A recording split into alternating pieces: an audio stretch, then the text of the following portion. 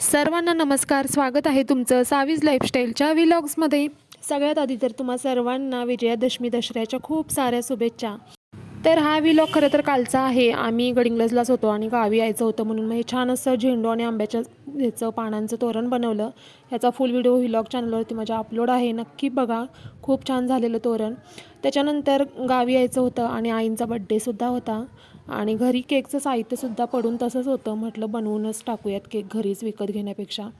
मग हे व्हिपिंग क्रीमसुद्धा मी आणून फ्रीजरमध्ये ठेवलेली होती. त्याच्यात पण होती म्हणजे एक केक होईल इतकी व्हिपिंग क्रीम होती. आणि हे 1 किलो चॉकलेट प्रीमिक्स पण आणून ठेवलेलं, ते खोललेलंसुद्धा नव्हतं. सगळ्यात आधी तर एक्सपायरी बघितली व्हिपिंग क्रीमची आणि प्रीमिक्ससुद्धा चांगला आहे का बघितला आणि मग केक बनवायला घेतला. तर म्हणजे केक मला बऱ्यापैकी जमतात आणि मी गावी होते तेव्हा भरपूर केक्स बनवून दिलेले, म्हणजे ऑर्डर घ्यायची केकच्या. पण आता शांभवीच्या बड्डेनंतर तर मी केक बनवलाच नाही आहे. बरोबर 7-8 महिन्यांनी मी केक बनवायला घेतलेला आहे. आणि घरी चॉकलेट प्रीमिक्स होतं तर म्हटलं आज चॉकलेट केकच बनवूया. तर मेजरिंग कपनं केक बनवताना सगळं साहित्य मोजून घ्यायचं, किंवा तुम्ही जर बनवत असाल तर तुम्हाला अंदाजसुद्धा येतो.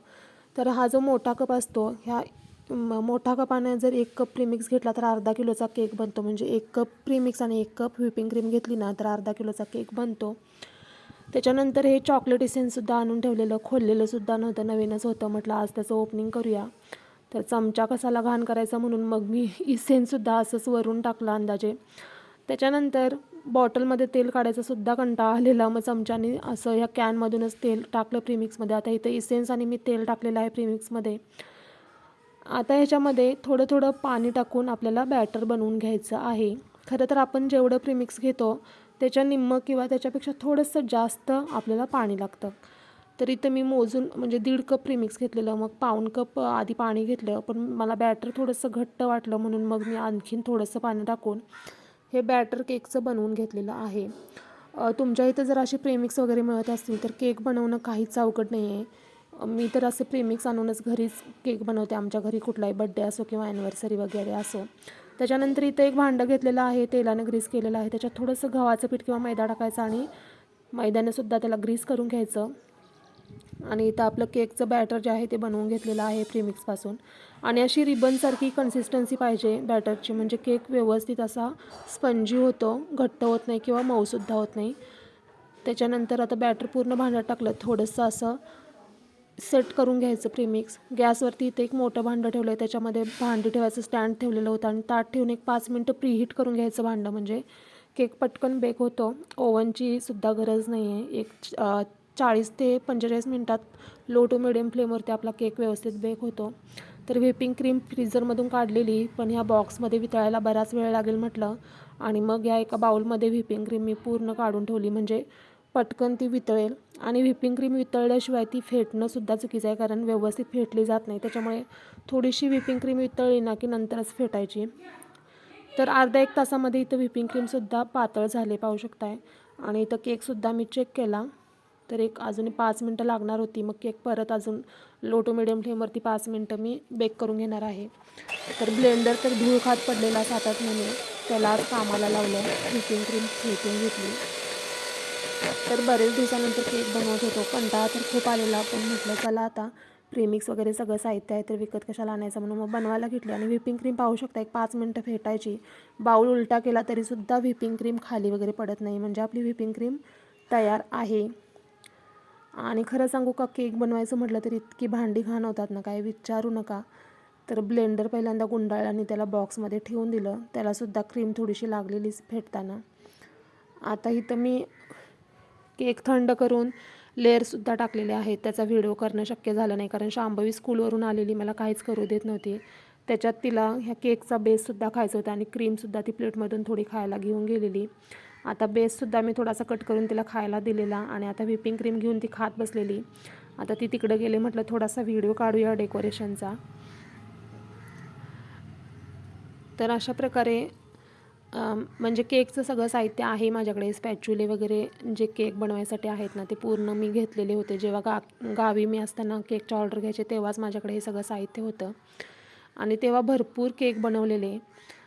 तर इथं म्हटलं आज थोडी साधी सोपंच काहीतरी डेकोरेशन म्हणजे केक बनवूया डिझाईनचा, कारण वेळ पण कमी होता. आम्हाला गावीसुद्धा जायचं होतं 4 वाजता, कारण संध्याकाळच्या वेळेला पाऊस सुरू होतो आहे आणि गाडीवरून जायचं म्हणजे भिजत जावं लागणार. म्हटलं 4च्या अगोदरच निघायला हवं. मग असं सिम्पलच डिझाईन केली, वरती शुगर बॉल्स टाकले आणि शांभवीच्या बड्डेचे थोडे बटरफ्लायसुद्धा इडिबल बटरफ्लाय असतात ना, ते सुद्धा शिल्लक होते, तर ते सुद्धा केकला लावून घेतले. आणि असा हा साधा सिम्पल असा 1-2 तासामध्ये आपला केक बनून तयार झालेला आहे. आता हा आपल्याला फ्रीजमध्ये 1-2 तास तरी सेट होण्यासाठी ठेवून द्यायचा, म्हणजे सेट झाला की आपल्याला नेताना पण बरं पडतं आहे. तर आत्ता वाजलेले होते 2, 2:30, 4, 4:15 व्यवस्थित सेट होईल म्हणून मी फ्रीजमध्ये ठेवला. त्याच्यानंतर काही व्हिडिओ काढणं शक्य झालं नाही, तब्येतसुद्धा थोडी बरी नव्हती. गावी गेलो, इथं सकाळी मिस्टरांनी येऊन घट वगैरे हलवलेले होते, त्याच्यानंतर देवपूजासुद्धा केलेली होती. आणि इथं हा ओला घट काढलेला होता आणि हे पाहू शकताय आपण जे धान्य पेरलेली ती छान अशी उगवलेली सुद्धा आहेत. त्याच्यानंतर आज खंडेनवमी होती आणि इथं सगळे अवजारं वगैरे जे आहेत ती स्वच्छ धुवून त्याची पूजा मांडलेली होती आईंनी. आणि इथं पाहू शकता, आणि हे जे शस्त्रपूजन वगैरे आहे ना, हे असं गावाकडेच तुम्हाला बघायला मिळेल. म्हणजे शहरामध्ये वगैरे करतात, पण असं पूर्ण विळे कुऱ्हाडी वगैरे असं कोण ठेवतच नाही. हे चित्र तुम्हाला गावाकडेच बघायला मिळेल. तर अशा प्रकारे इथं आईंनी सगळी शस्त्रपूजा वगैरे करून घेतलेली होती. आरती पण सकाळीच करून घेतलेली त्यांनी, पूजा वगैरे. तर आम्हाला गावी येऊन पोचायलाच 5:45-6 वाजलेले होते.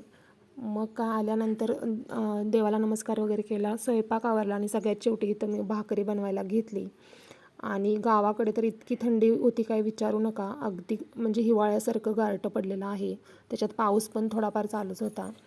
आणि मग काय आम्ही इथं स्वेटर घालूनच होतो आणि इथं पटापटा भाकरी करून घेतल्या, भाकरी वगैरे केल्या. आणि मग केक कटिंगचं सेलिब्रेशन म्हणजे बड्डे सेलिब्रेशन करायचं होतं.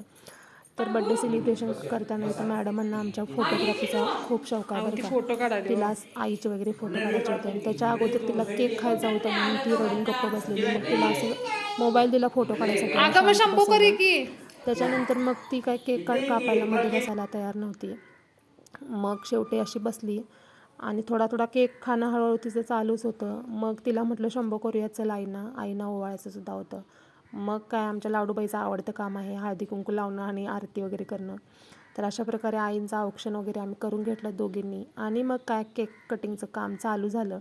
आणि घरात लहान मुलं असली ना की केक बड्डे कुणाचा पण असतो, लहान मुलांच्या हस्तेच केक कटिंग होतं. आणि आमच्या घरात तर कुणाचा पण बड्डे असतो, शांभवीच कट करते केक.